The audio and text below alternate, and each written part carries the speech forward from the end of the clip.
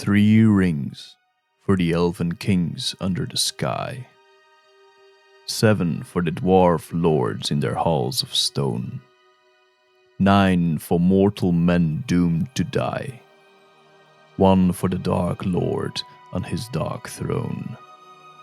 In the land of Mordor, where the shadows lie, 1 ring to rule them all, 1 ring to find them, 1 ring to bring them all, and in darkness bind them. In the land of Mordor, where the shadows lie.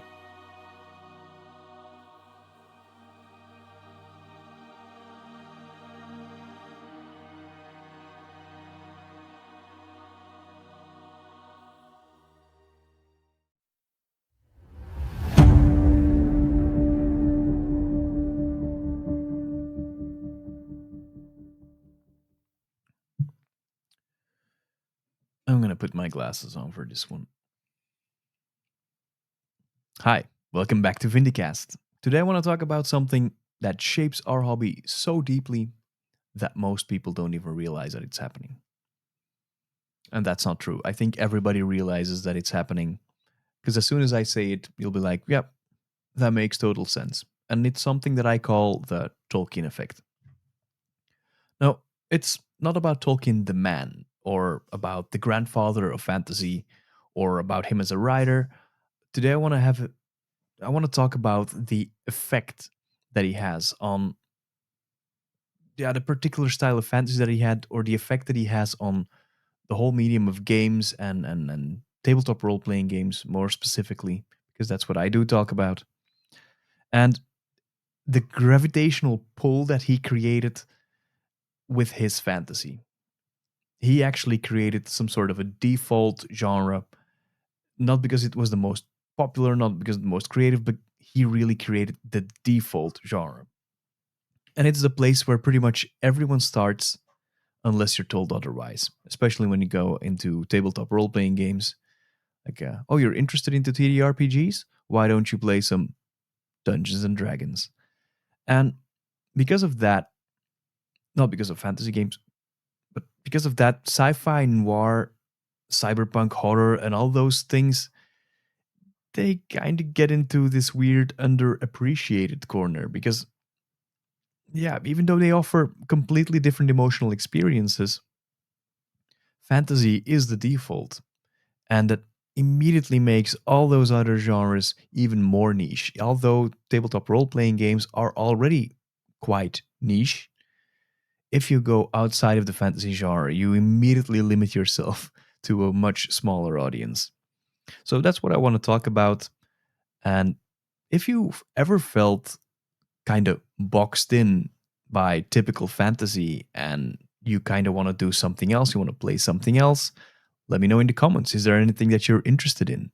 Is there anything that you're curious about? And how do you experience this at the table? In any case, let's do this. So, this is what I mean with or by the Tolkien effect. Fantasy feels like the norm, it's normal, and everything else feels like a deviation. Say, I'm running a fantasy game, and everyone was like, yeah, cool, got it. There will probably be some magic, some wizards, some prime evil that needs to be defeated. Easy. We can imagine that stuff. But say I'm running a modern occult investigation game, and suddenly everyone's like, okay, what's the vibe like? What's the technology level? What do we do? What's allowed? What's not allowed? How do we play investigators of that style?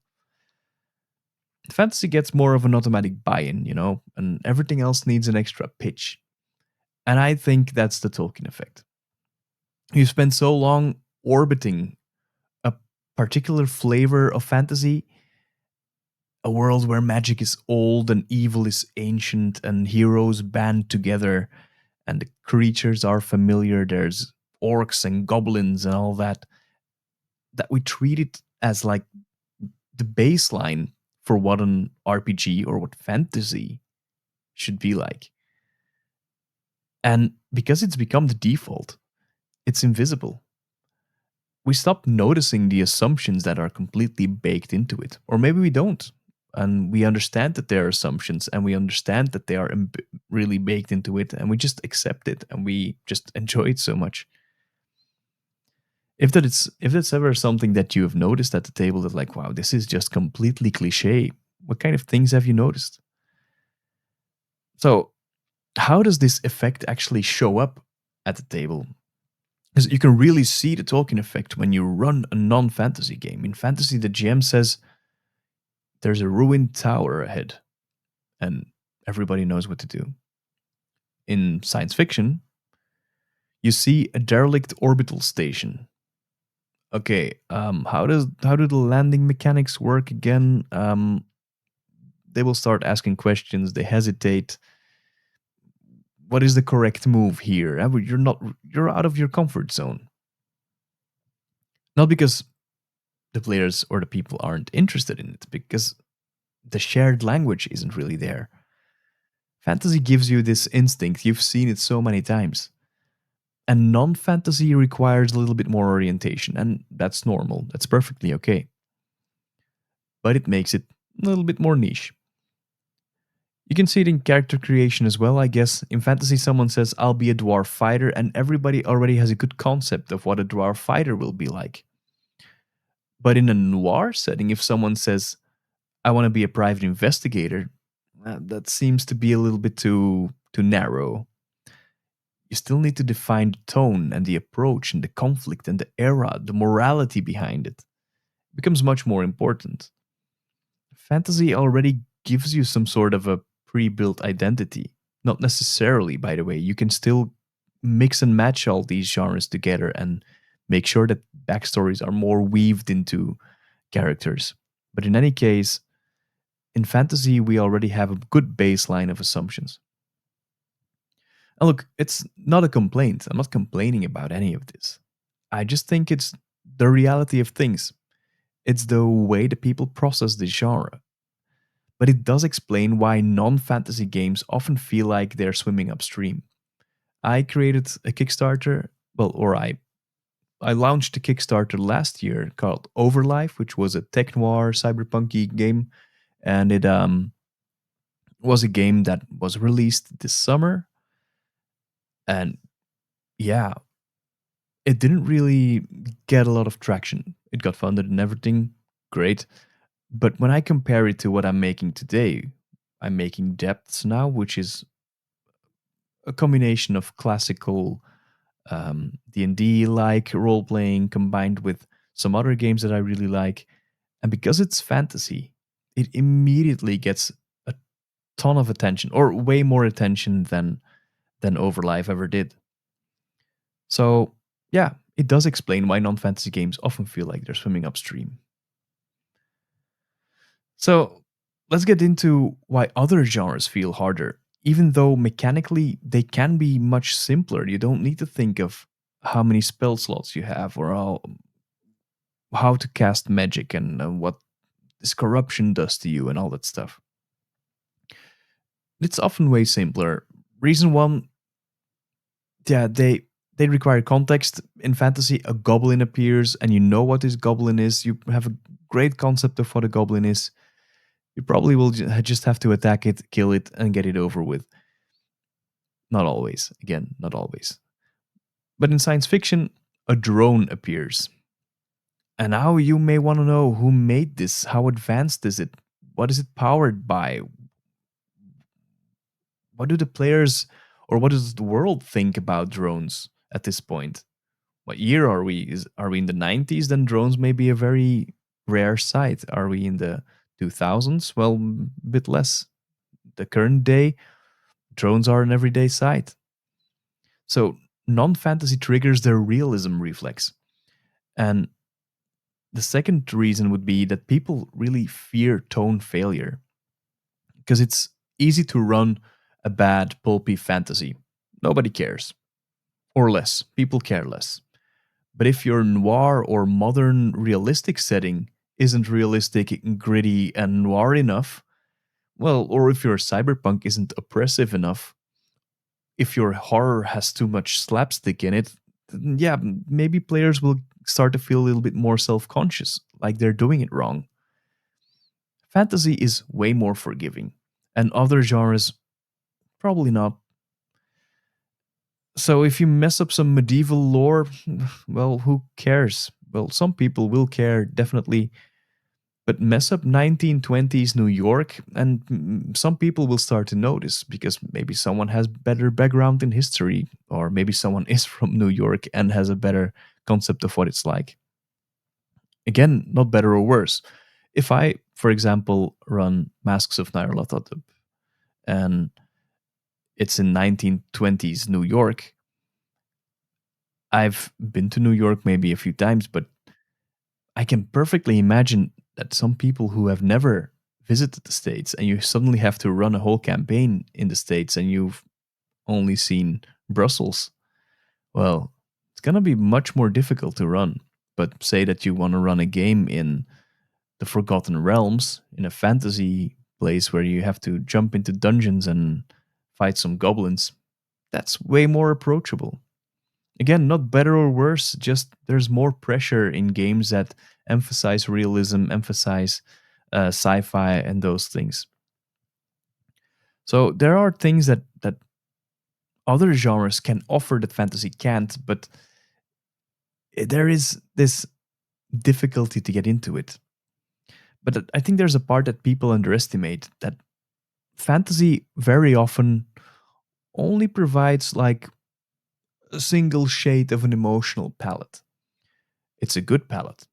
It's a fantastic palette. It's adventure and wonder and danger and momentum, but it's very often still just one thing.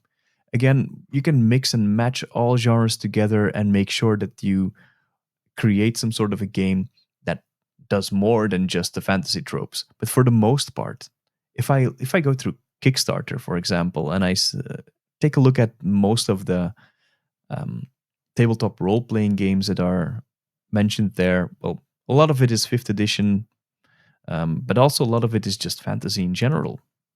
And there's nothing wrong with it. It's just very popular and people love it. Nothing wrong with it. But very often I just see the same things come back every time. And there are things in other genres that this type of fantasy can generate because the structures are different. Like noir gives you more moral tensions. You're not slaying a monster, you're wrestling with maybe being a monster yourself with choices. And in science fiction, it lets you question society and technology and humanity.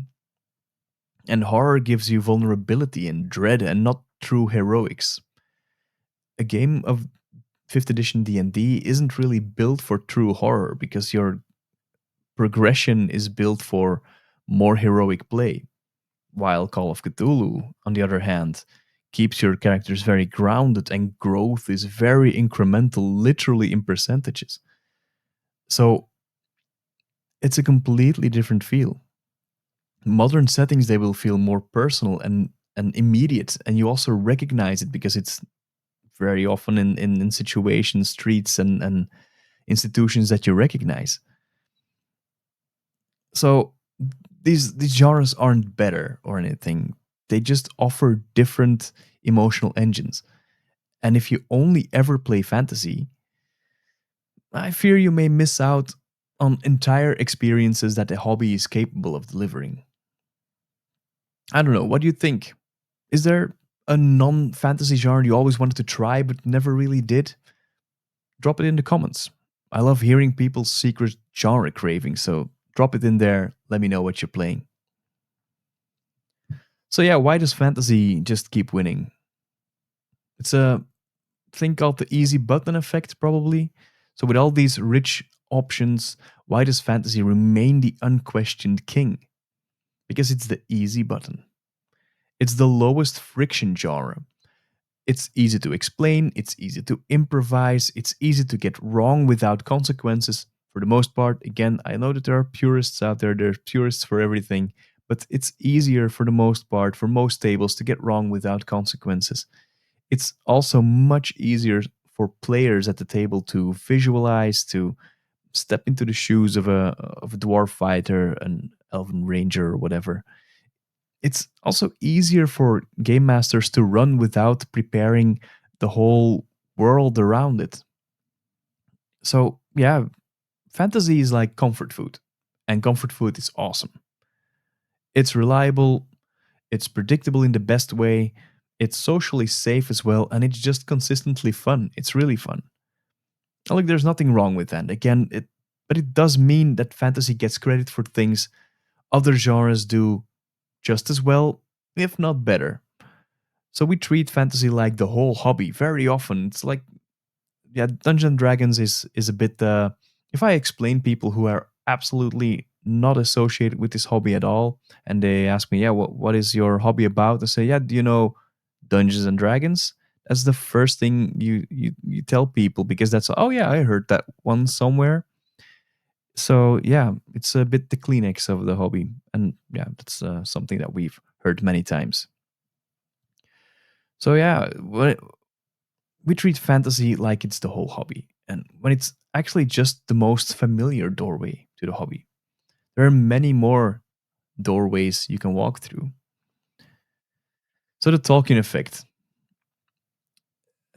This is also where it hits us a bit as designers, because even if we try to break free, and this gravitational pull will always be there. If you make a fantasy game and it doesn't have races and classes and magic and dungeons and ancient threats, people will get a little bit confused. Maybe it's not what they expected.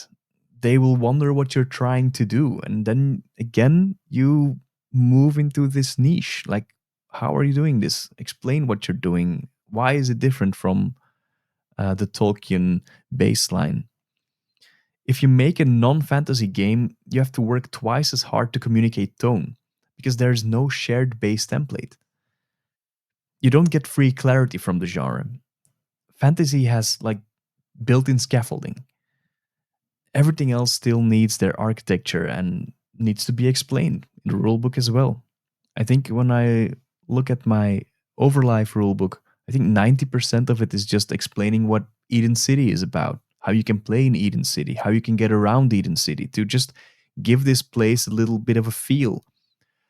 I mitigated it somewhat by making sure that players can collaboratively create the sectors of this city every time they explore a new place. It's a mechanic in the game. That way they created it themselves and they get a little bit more connection with it. But in any case, for the most part, people are a little bit more confused when they need to move outside of the fantasy tropes. So you have to work twice as hard to communicate all this tone. There's no shared base template, like I just said.